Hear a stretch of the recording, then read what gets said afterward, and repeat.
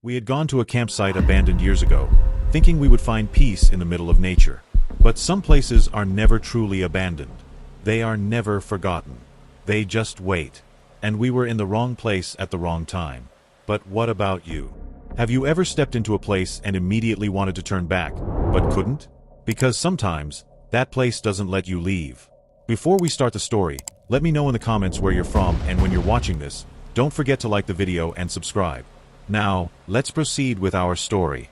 My name is Jake, I'm 28 years old, and I wanted to get away from it all by going camping with my best friend, until what happened to us changed everything.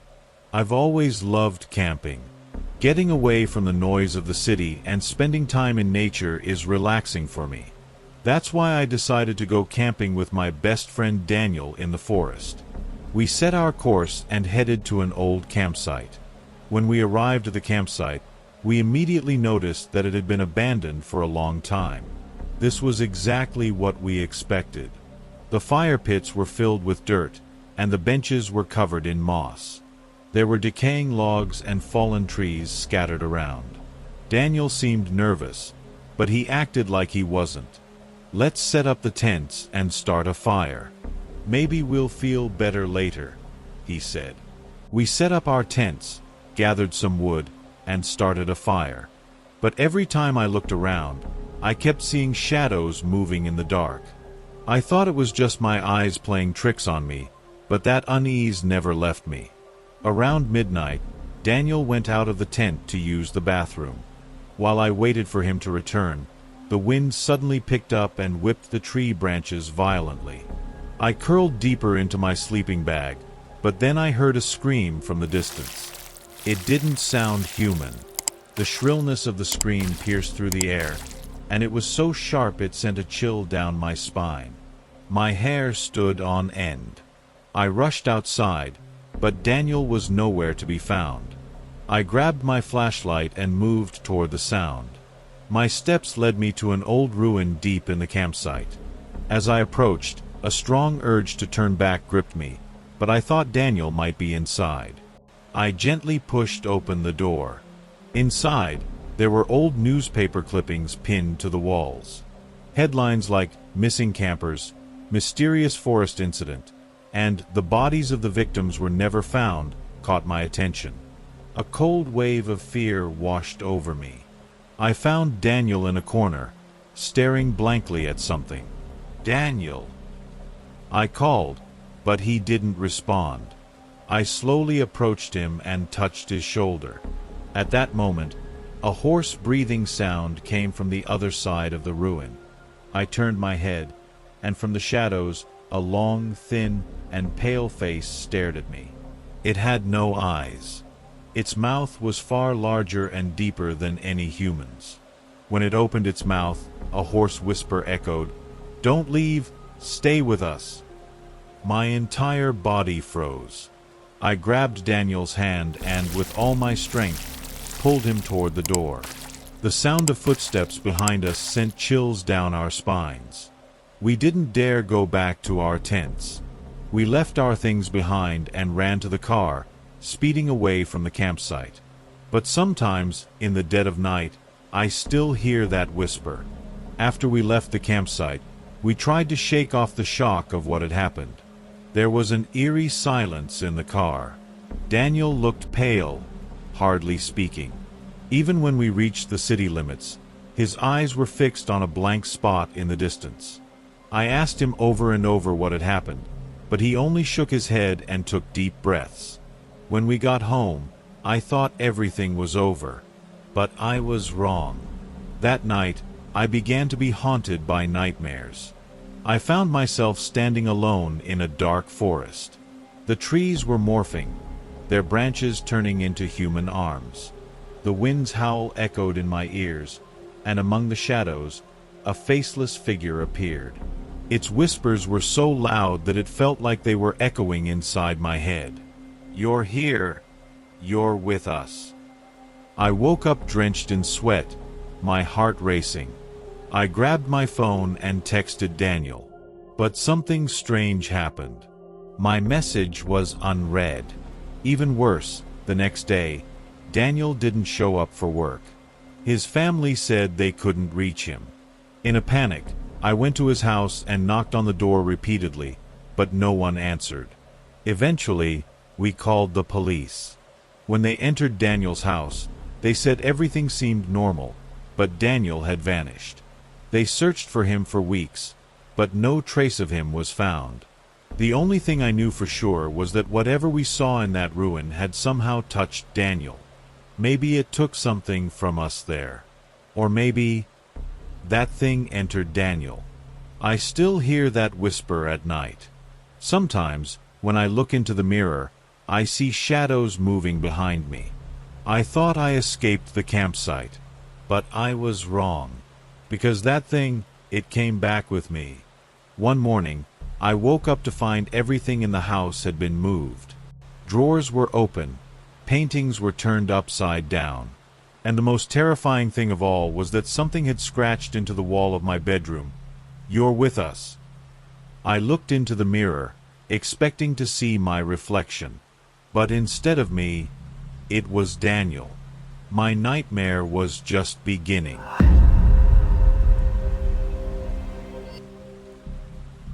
Have you ever been to a place where it feels like the trees are watching you?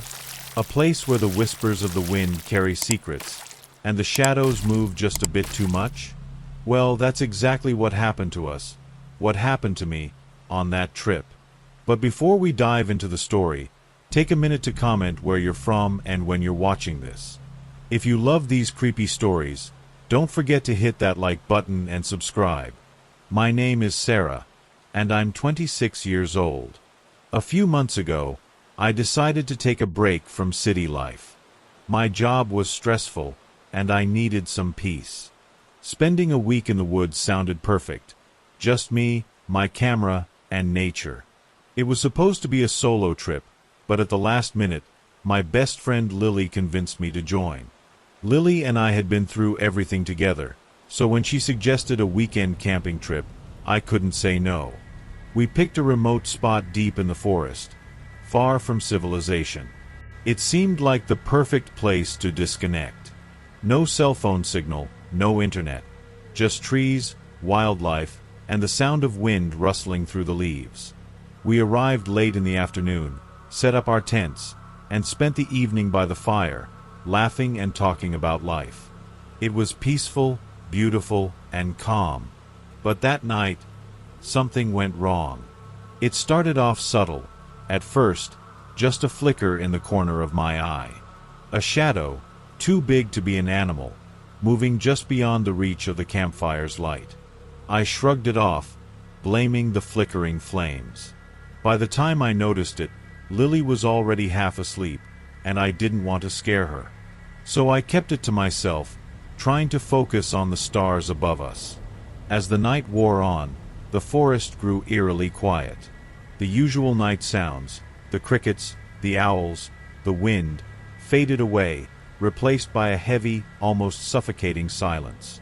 I could feel the hairs on the back of my neck standing up, but I told myself it was nothing. After all, we were in the woods, and strange things happen in nature all the time. To clear my head, I decided to go for a walk. The moonlight guided me through the forest, casting long shadows on the ground. Lost in thought, I walked for what seemed like hours, until I realized I had gone farther than I intended. When I turned around, the familiar landmarks of our camp were gone. I stood still for a moment, straining to hear any sound that might guide me back, but there was nothing. It was like the forest had swallowed me whole. Then I heard it. A whisper. At first, I thought it was the wind, but it was too clear, too distinct. The voice was soft and melodic, yet carried an undertone of something darker. I froze, my heart racing in my chest. The voice called my name. Sarah. I spun around, but there was no one. The voice was coming from behind me, but the path was empty. My breath caught in my throat, and I started moving faster, but the more I tried to go back, the more confused I became. The trees, the shadows, they seemed to move around me, twisting in ways that shouldn't have been possible, like the forest itself was alive, shifting in unnatural shapes. Then I heard it again, this time louder. Closer. Soraya, we see you.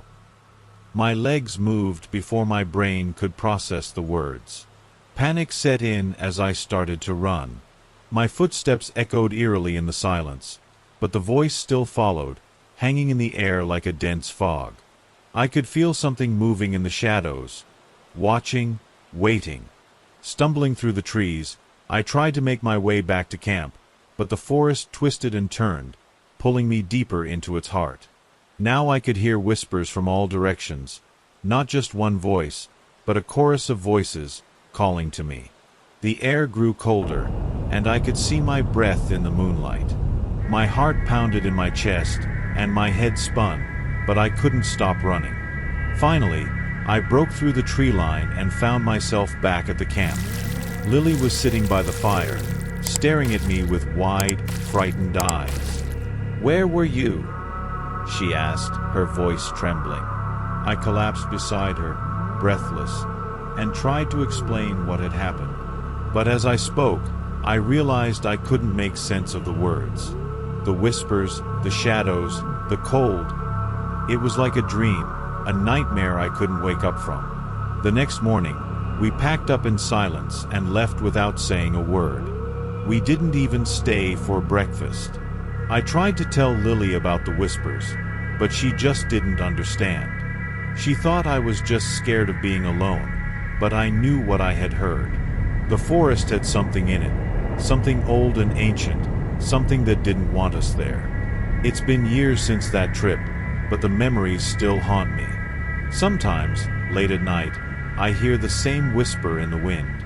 It calls my name, soft and sweet, like it's waiting for me to return. And if I go back to that forest, I know I won't be alone. The forest will be waiting for me. Have you ever had an experience like that? A place that calls to you even after you've left? Let me know in the comments. And remember, sometimes the wilderness is not as empty as it seems.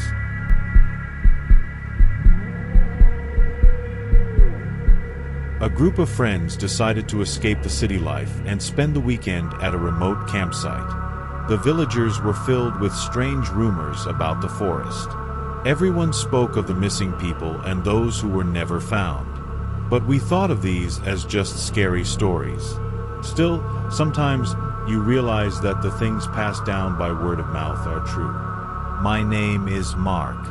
Along with Emily, Sarah, and Jack, we set off. After a long journey, we finally reached our campsite.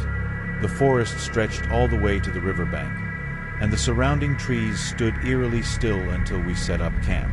There was a chilling silence in the air. Staying here felt like stepping into a lost world. With every step, we were being pulled deeper into the secrets of the forest. After setting up our tents and gathering around the fire, everyone was a little tense. As we stepped into the night in the forest, a sense of dread overwhelmed us. We tried to pass the time by telling scary stories. However, as the night wore on, we began hearing strange sounds. At first, it sounded like some animals. But soon, the noises grew more bizarre and disturbing. For a moment, we decided to retreat into our tents and try to sleep. But it was impossible for any of us to rest. There was an unease inside each of us. The darkness inside the tent felt as though something could spring to life at any moment. After a while, something broke the silence. It was so distinct that it felt like we could sense the presence of something in the forest. Jack suddenly woke up. He quickly turned his head and said, "Someone's outside." At that moment, we instinctively looked outside our tents. Everything was dark and still, but something had changed. The forest felt enchanted, as though it had come alive. As we peeked out of our tents, the wind suddenly picked up. Through the dry leaves and broken branches, I heard a scream. We all exchanged nervous glances, but none of us dared to move. When we reached the riverbank, we noticed a strange footprint. It looked like the print of an animal, but it didn't resemble anything lost or common. The print was in a straight line, but then it suddenly disappeared. Everything around us fell silent, and I heard that strange sound again. This time, it was closer, clearer. I could hear a whispering voice in the rustling leaves. My skin crawled, and I realized that this wasn't the voice of a person. It came from deep within the forest. It was something else. At that moment, Emily saw something moving. It was a silhouette, swiftly disappearing like an invisible figure. None of us wanted to look directly at it, but it felt like that figure was watching us. "We need to go back," Emily said, her eyes wide with fear. "There's something here." None of us wanted to stay in the forest any longer. As we moved away from the riverbank, I heard the footsteps of something following us, but I dared not turn around. With each step, the darkness seemed to grow heavier. The trees suddenly began to fall, but there was no wind. Shadows expanded rapidly. In a moment of terror, we all rushed back into our tents. We had so many questions, but no answers. As we glanced at each other, we couldn't bring ourselves to look into each other's eyes. The forest had lost its peacefulness once again. The night stretched on into the late hours. We all tried to sleep in our tents, but it was only restless sleeplessness. At that moment, I felt as though something was missing. Yes, something was gone, but what? The figure by the river? Or the terrible sounds from deep within the forest? No matter how hard we tried, the more we searched for answers, the more new questions arose. In the morning, we realized that Jack was missing. There was no sound coming from his tent. "Jack!" we called, but there was no response. We all ran to the riverbank, but we couldn't find a trace. Everything seemed to have vanished. As we recounted what had happened that night, no one said a word. By the river, the strange whispers began again. Emily suddenly spoke. "We need to leave. This place isn't for us." At that moment, we all shared the same thought. This place was part of another world. A world of lost souls. As we made our way back to the town from the campsite, I kept glancing around, remembering Jack's disappearance and everything we had experienced that night. But arriving in the town didn't erase the fearful thoughts about the forest. After returning to town, I began researching the dark beings that lived in the forest. It was a piece of the past. The missing people had never been found, and the strange sounds in the forest always had some consequence. The forest was still calling us. When the missing people returned, they sometimes came back as beings that didn't quite belong to themselves. And one day, perhaps one night, if we hear another whisper from the depths of the forest, it will be too late to turn back.